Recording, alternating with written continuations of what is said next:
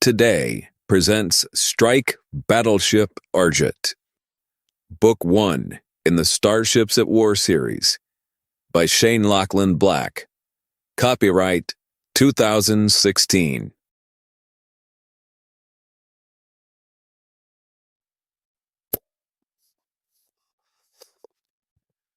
Jason Hunter walked into Scary's Bar and Grill like Bill Russell walking into Boston Garden.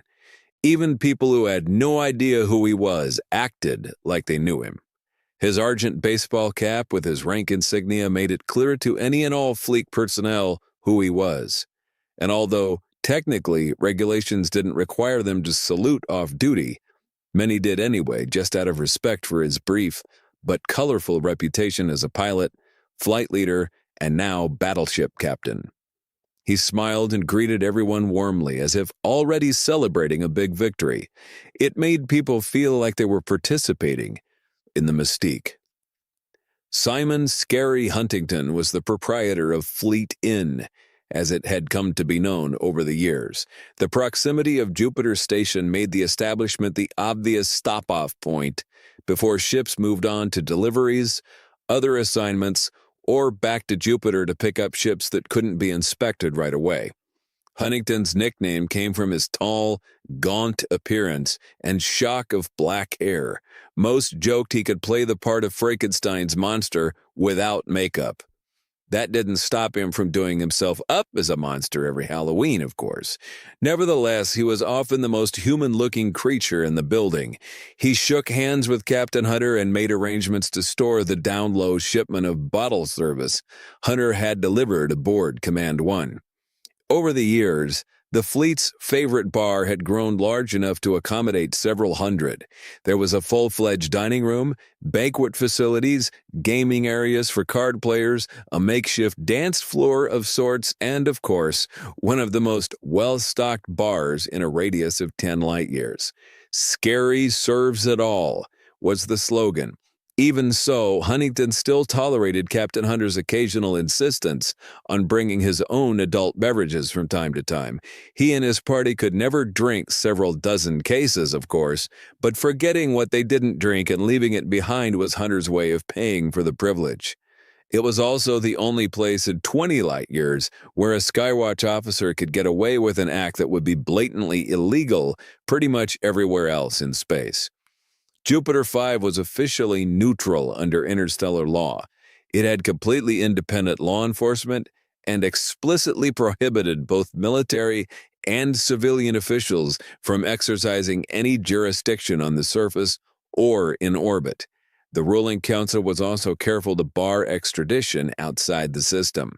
Aside from its own governance, the only law that functioned on Jupiter 5 was bounty hunting, which was also illegal but rarely enforced absent an extraordinary lack of discretion. There were 3 tables reserved for the Argent party.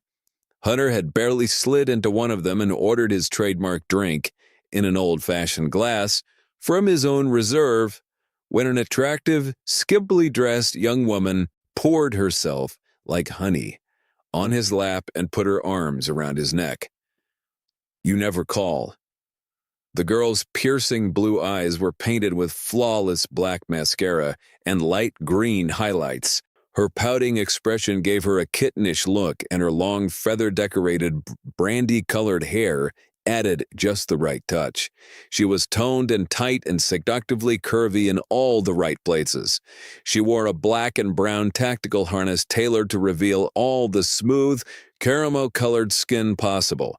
It was decorated with a number of ominous insignia and set off by a pair of skin-tight tracksuit pants that hugged her shapely form in ways that were flat-out unfair.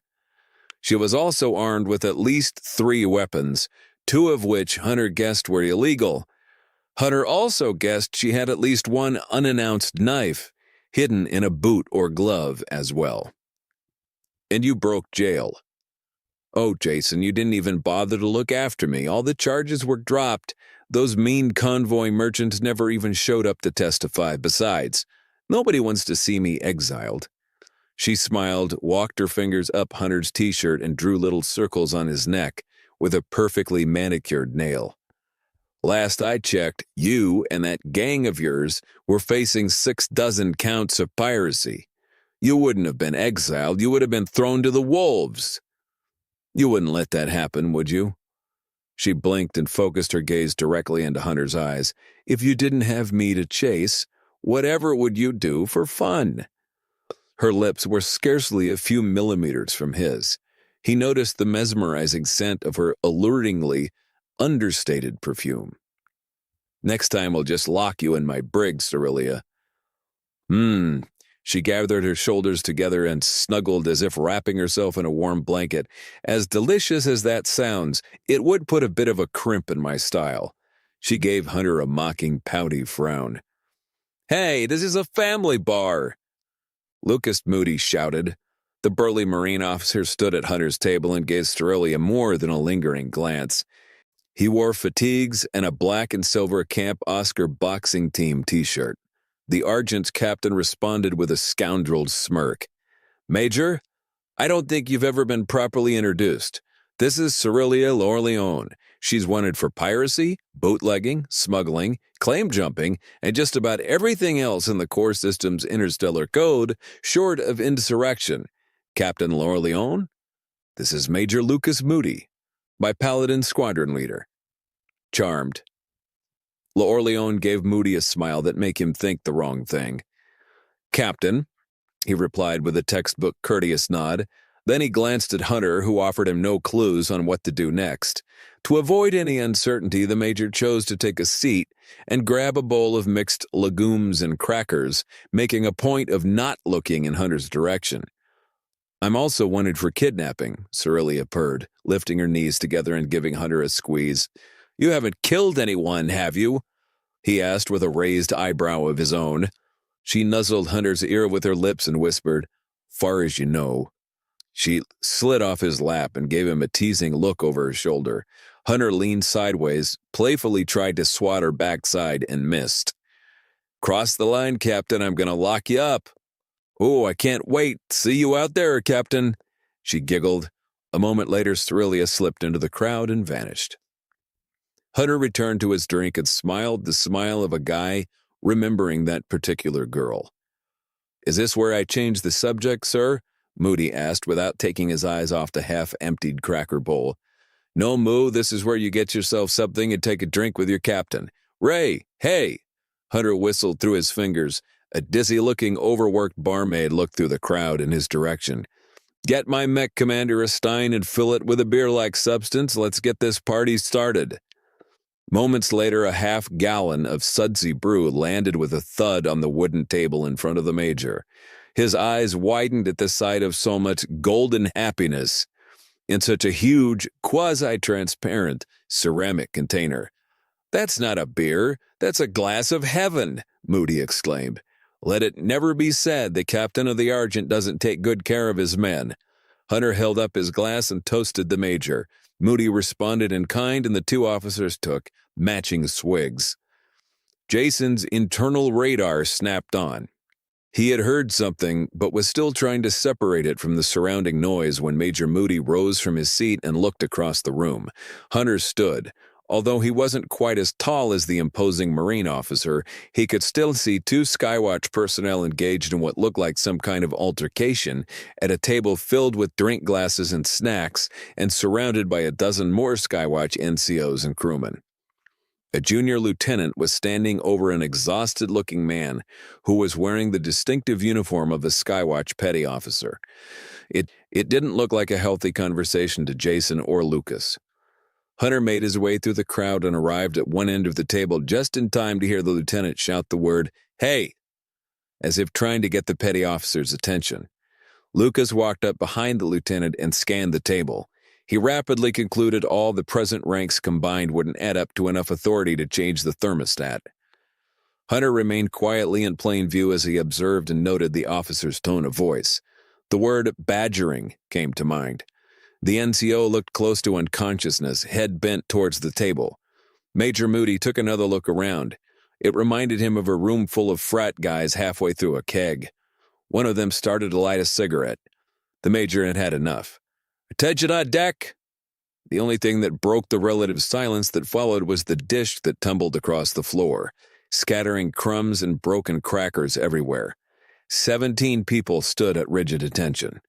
More than a few of them had narrowly avoided involuntarily relieving themselves at the sound of the major's command voice. Pale, straining faces stared straight ahead.